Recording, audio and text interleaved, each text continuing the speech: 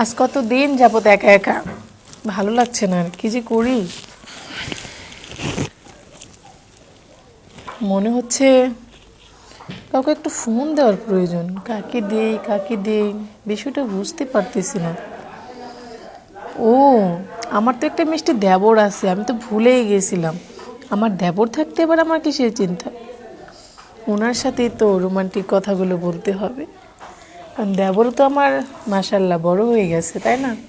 দেখতে হবে। আচ্ছা, সময় নষ্ট না করে আমি ওনাকে একটা ফোন দিই, দেখি আমার সোনার টুকরা দেবর আছে কোথায়।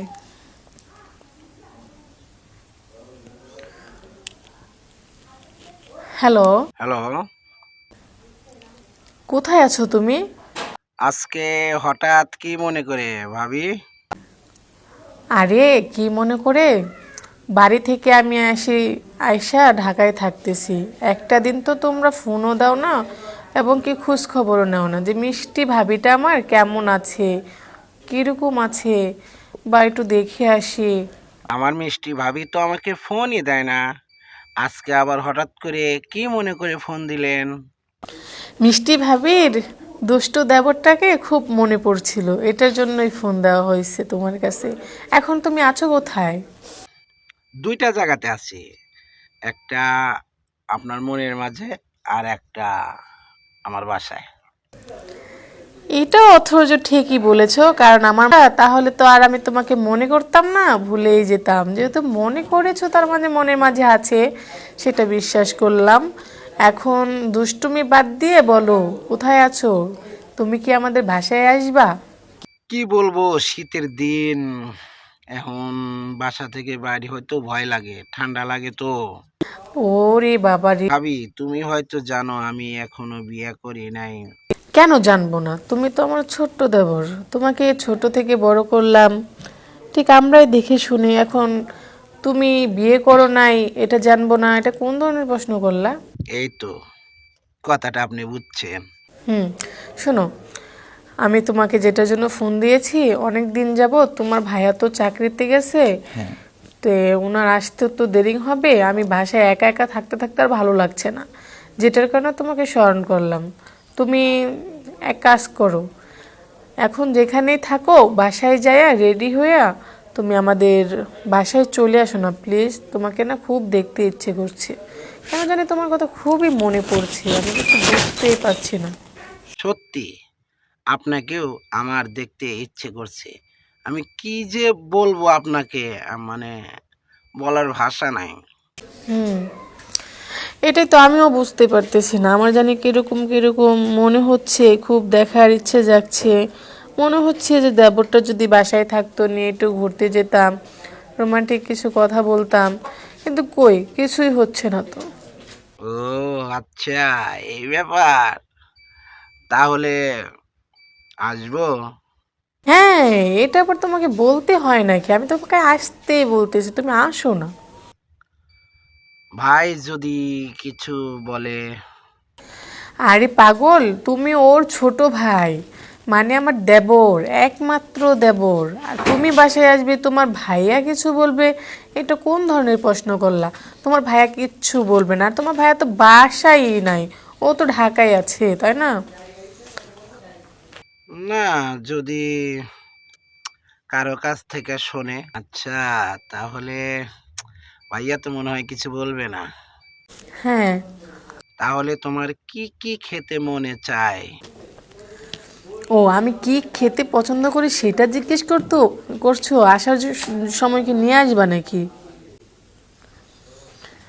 মনে হচ্ছে আমার দেবরটা খুবই পাকনা হয়ে গেছে। কারণ অনেকদিন পর ভাবি আমাকে ফোন দিয়েছে, অবশ্যই ভাবির জন্য কিছু আনতে হবে। আচ্ছা, তুমি এক কাজ করো, কি আর আনবা, মন ভরে ভালোবাসা নিয়ে আইসো, আমি তোমার ভালোবাসায় খাবো। আসো, বাসায় আসো।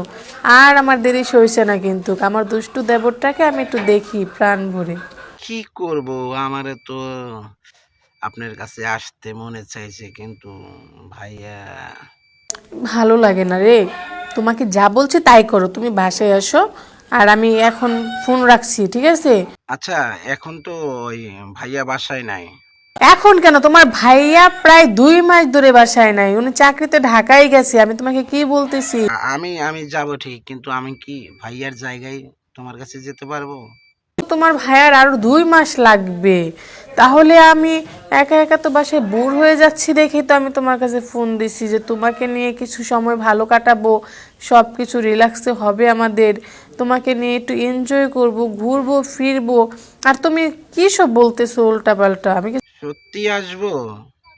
হ্যাঁ, তুমি আসতে পারবে না কেন? তোমাকে যদি আসতে নাই পারতে তাহলে কি আমি তোমাকে ফোন দিয়ে ভাষায় ডাকছি তুমি ঢাকায় আসো?